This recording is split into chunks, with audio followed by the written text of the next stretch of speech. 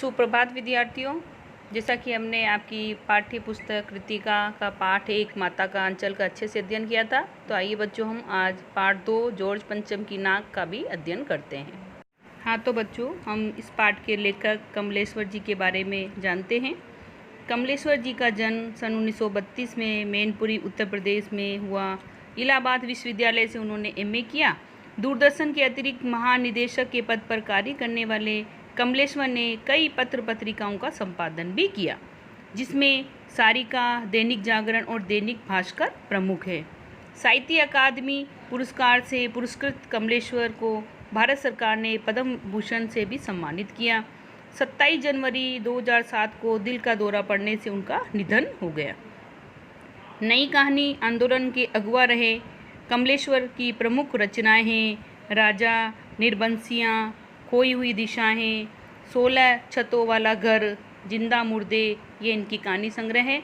वही बात, आगामी अतीत, डाक बंगला, काली आंधी और कितने पाकिस्तान, ये उपन्यास है। उन्होंने आत्मकथा, यात्रावृत्तांत और संस्मरण भी लिखे हैं। कमलेश्वर ने अनेक हिंदी फिल्मों एवं TV धारावाहिकों की पटकथाएं भी लिखी है। कमलेश्वर जी की रचनाओं में तेजी से बदलते समाज का बहुत ही मार्मिक और संवेदनशील चित्रण है। आज की महानगरीय सभ्यता में मनुष्य के अकेले हो जाने की व्यथा को उन्होंने बखूबी समझा और यहाँ पर इन्होंने व्यक्त भी किया है। हाँ तो बच्चों, आइए हम पाठ प्रारंभ करते हैं। यह बात उस समय की है जब इंग्लैंड की रानी एलिजाबेथ द्वितीय मई अपने पति के हिंदुस्तान पधारने वाली थी। यानी ये बात उस समय की है जब इंग्लैंड की महारानी एलिजाबेथ, उनका नाम होता है एलिजाबेथ द्वितीय यानी दूसरी, मई मतलब अपने पति के साथ हिंदुस्तान पधारने वाली थी। अखबारों में उनकी चर्चा हो रही थी। रोज़ लंदन के अखबारों से खबरें आ रही थी कि शाही दौरे के लिए कैसी कैसी तैयारियां हो रही है। रानी एलिजाबेथ का दर्जी परेशान था कि हिंदुस्तान, पाकिस्तान और नेपाल के दौरे पर रानी कब क्या पहनेगी। तो रानी एलिजाबेथ जो है वो इंग्लैंड में ही ये तैयारी होने लगी थी, क्योंकि एक शाही घराने की थी और उनके जो दर्जी वो काफ़ी परेशान थे कि वो हिंदुस्तान जब जाएगी तो क्या उनकी वेशभूषा होगी, पाकिस्तान में वो क्या पहनेगी, नेपाल दौरे पर नेपाल जाएगी तो वो क्या पहनेगी। तो असमंजस की स्थिति में था। उनका सेक्रेटरी और शायद जासूस भी उनके पहले ही इस महाद्वीप का तूफ़ानी दौरा करने वाला था। आखिर कोई मजाक तो था नहीं, जमाना चूंकि नया था, फौज फाटे के साथ निकलने के दिन बीत चुके थे, इसलिए फोटोग्राफरों की फौज तैयार हो रही थी। तो रानी जो एलिजाबेथ से पहले ही उनका जो जासूस था वो पहले ही इस दौरे के लिए निकला कि ताकि कोई सुरक्षा की दृष्टि से, और उसके बाद ही कोई मजाक की बात तो नहीं थी भी वो शाही घराने की, है ना। जमाना चूंकि नया था, बदल चुका था, राजा महाराजा चले गए थे, है ना। तो जिस तरह से पहले राजा महाराजा अपने फौज के साथ, गाजे बाजे के साथ निकला करते थे, तो वो तो दिन चले गए थे, परंतु फोटोग्राफर जो है ना, उसकी फौज तैयार हो रही थी। फोटोग्राफर जो है फ़ोटो खींचने के लिए, अखबारों का विज्ञापन करने के लिए, ठीक है ना, तो वो चर्चा में आने के लिए, हमारा जो है अखबार ज़्यादा बिके, तो है ना, तो वो उनकी जो है फौज तैयार हो रही थी। इंग्लैंड के अखबारों की कतरने हिंदुस्तानी अखबारों के में दूसरे दिन चिपकी नज़र आती थी। पहले यही खबर जो है इंग्लैंड के अखबारों में छपती थी और अगले दिन वही खबर जो है वो हमारे हिंदुस्तान के जितने भी अखबार थे उसमें छप जाती थी कि रानी ने एक ऐसा हल्के नीले रंग का सूट बनवाया है जिसका रेशमी कपड़ा हिंदुस्तान से मंगाया गया है। कि मतलब यहाँ तक छप जाता था कि उन्होंने एक नीले रंग का, हल्का नीले रंग का या कोई भी कलर हो सकता था, तो उस रंग का जो सूट बनवाया है और उसका रेशमी कपड़ा हिंदुस्तान से मंगाया गया है ना। तो देखिए, मतलब एक शाही घराने की देखो पोशाकें भी कितनी जो है महंगी होती है। करीब 400 पाउंड खर्चा उस सूट पर आया है। रानी एलिजाबेथ को की जन्मपत्री भी छपी, है ना, कहाँ उनका जन्म हुआ है आदि आदि सारे चर्चा उसमें छपी गई। प्रिंस फिलिप्स के कारनामे छपे और तो और उनके नौकरों, बावर्चियों, खानसामों, अंगरक्षकों की पूरी जीवनियाँ देखने में आई।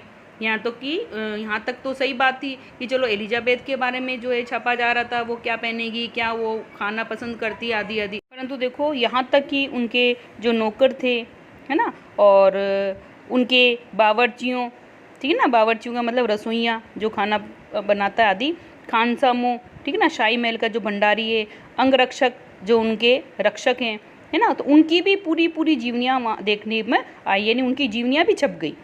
शाही महल में रहने वाले और पलने वाले कुत्तों तक की तस्वीरें अखबार में छप गई, ठीक है ना। तो अखबार वाले भी यहाँ तक भी नहीं चुके, तो यहाँ के शाही महल में रहने वाले जो उनके पालतू जानवर थे, कुत्ते आदि, उनकी भी तस्वीरें छाप दी गई।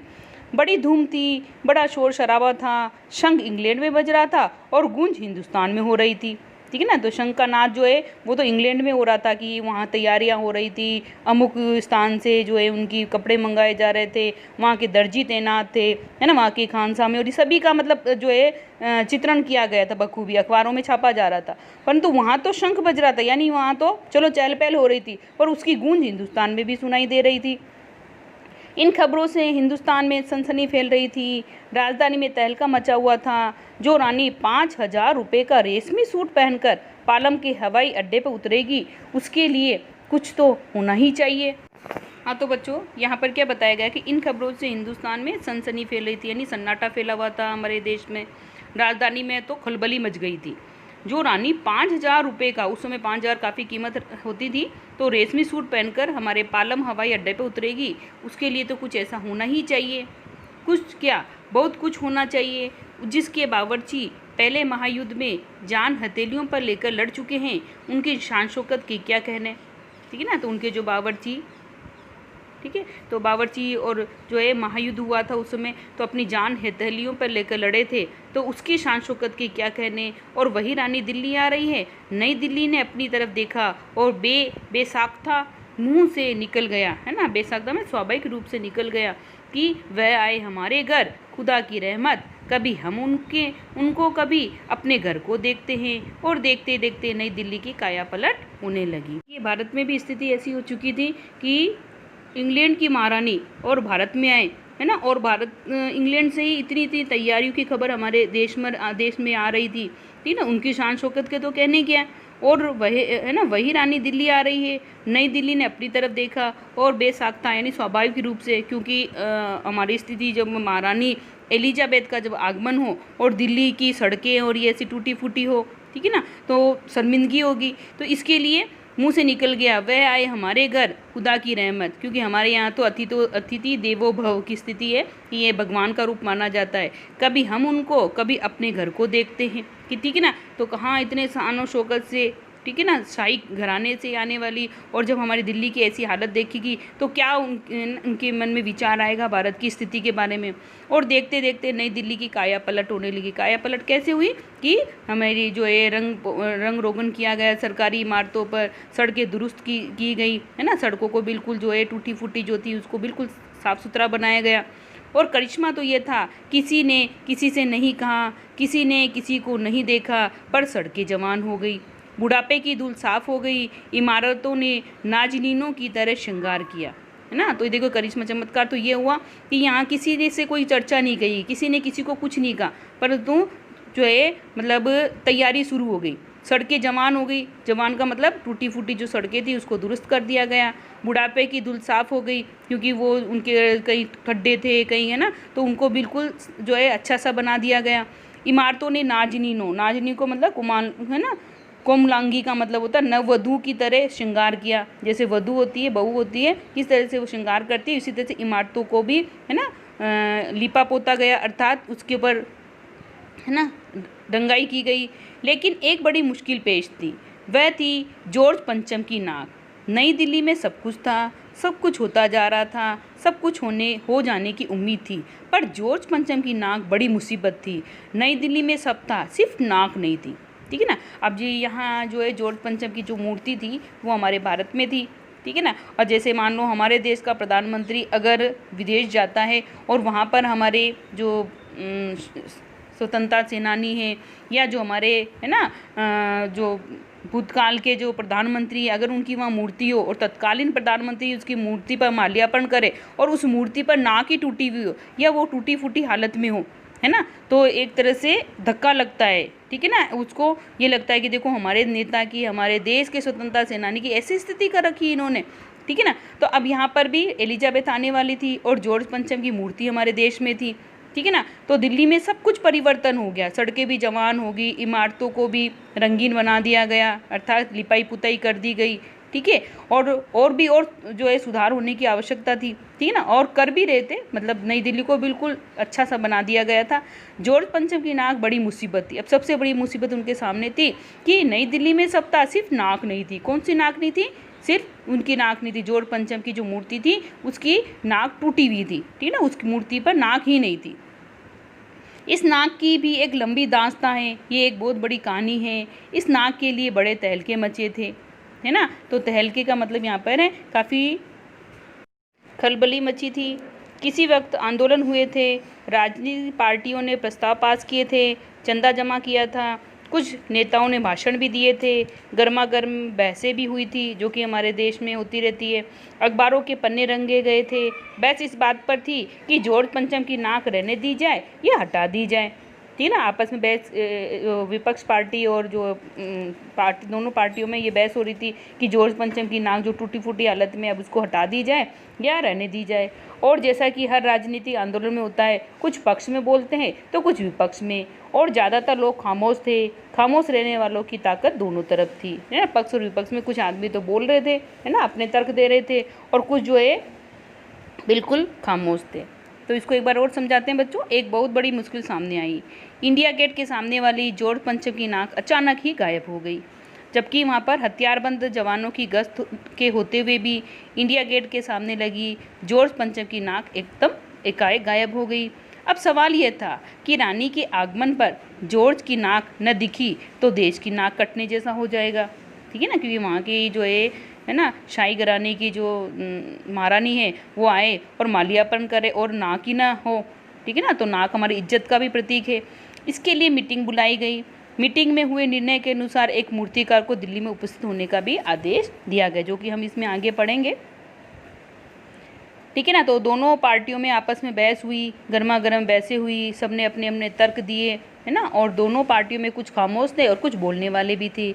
ये आंदोलन चल रहा था। जॉर्ज पंचम की नाक के लिए हथियारबंद पहरेदार तैनात कर दिए गए थे, ना, जो हथियार लिए हुए होते हैं, ठीक है ना। आपने इंडिया गेट पे भी देखे होंगे किस तरह से वो गश्त करते हैं सिपाही।